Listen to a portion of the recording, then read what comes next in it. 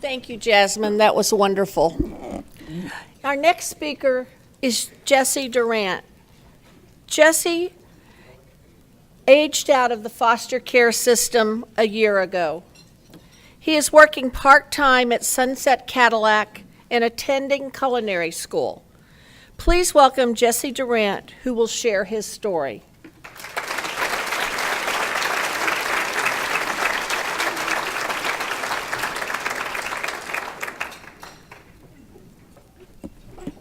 The slide, you just push it this way. Okay. Everybody's story is different, but I feel that there is a common misconception or stereotype that arises when the words foster care are uttered. When I was younger, when I heard the phrase foster care, one of three things would pop up in my head: drug abuse, domestic violence, or parents being deceased. And sometimes that might fit the bill. But I'm here to say that there is a much wider array of circumstances that lead to being put into the foster care program. To prove this, I'll share my story with you. My senior year of high school had just started, and I was in all honors classes. My summer had been great, but my grandmother needed help, so my mom and I were preparing to leave our house and move in with her on the other side of town.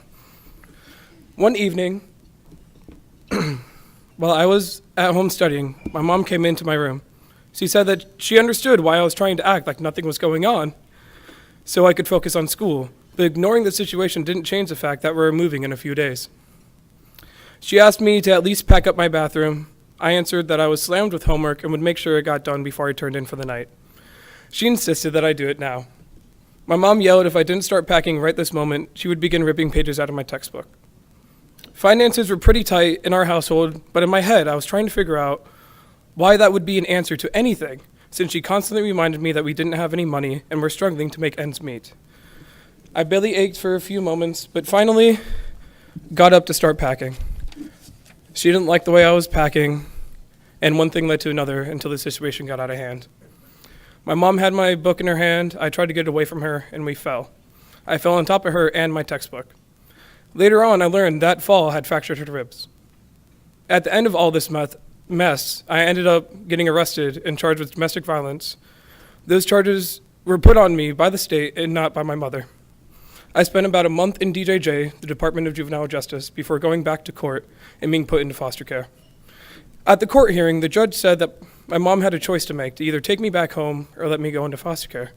He pointed out that my terrible temper and anger had gone untreated and that I should have a mental evaluation to see what was really going on. My mom chose not to take me back so I could receive the help and treatment that I needed to get over my anger, and that is how I ended up in foster care.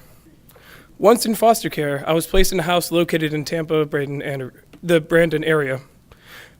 Thankfully, I was there for less than a month because it was just terrible. The house was filthy. The three other boys that were there did whatever they wanted. Fights occurred almost daily and would last as long as an hour, if not more. The staff did nothing but sit in their office and take personal calls and play games on their phone. Thank God I was eventually relocated to AMI Kids Crossroads in Punta Gorda. The move was a godsend.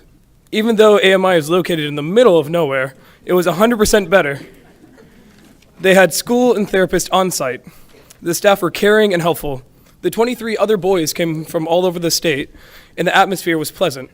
A lot of the staff became friends and role models for the boys, even to the point where we considered them to be more as brothers to us.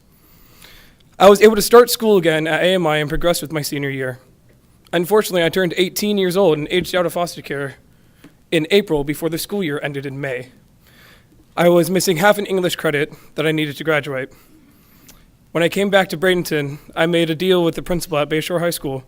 I would take an after-school class at high school to get my credit, and if I could finish the course on time, I would be able to walk with my class from Bayshore at the graduation ceremony. I had 2 weeks to finish the semester of English, and I achieved this goal in 3 days.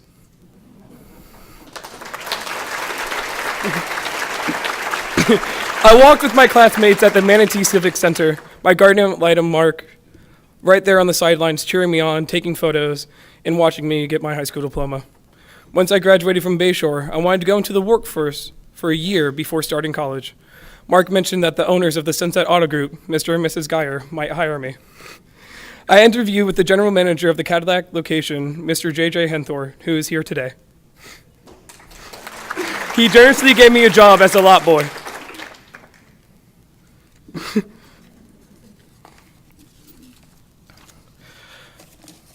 My first few weeks involved cleaning up, trimming, and spraying weeds. I rode my bike every day about 2.5 miles each way to work, as I don't have a car.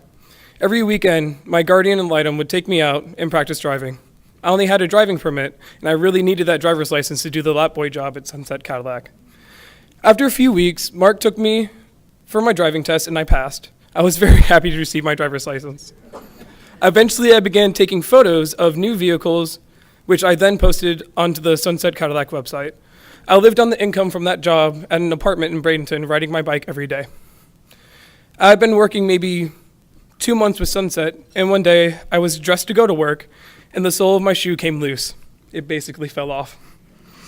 The only other pair of shoes I had was flip-flops, and I couldn't wear those to work. I called my guardian and told him the situation, and he jumped in his car and he met me at work 45 minutes later. He picked me up and we were headed to Red Wing Shoes, and we bought the nicest boots that I've ever owned, and I still have them today. I returned to work after missing only about 2 hours of work.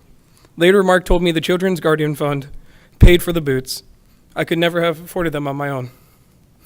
About 8 months of posting photos on the Sunset website, Mr. Henthorn asked me to help the Sarasota Kia location with their photos. The manager had seen my work and thought I could do a good job.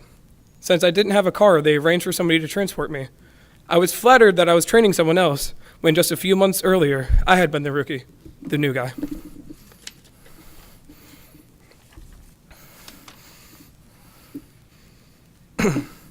When I became a student at the Manatee Technical College in August, I had to cut my hours at the Sunset Cadillac, and I'm studying culinary arts and really enjoy it.